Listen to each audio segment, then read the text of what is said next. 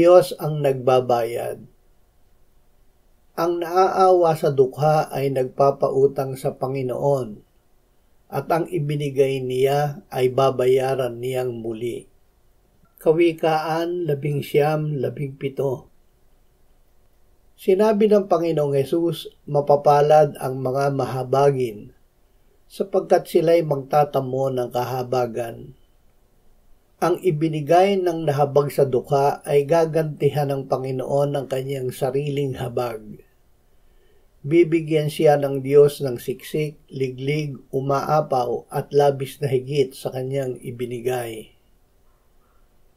Ama, gawin mo kaming masayahing mapagbigay. Salamat na kung binibiyayaan mo kami ng habag sa mga nangangailangan, ay binibigyan mo kami ng pagkakataon na mahabag at maging mapagbigay gaya mo. Sa pamamagitan ni Jesus. Amen.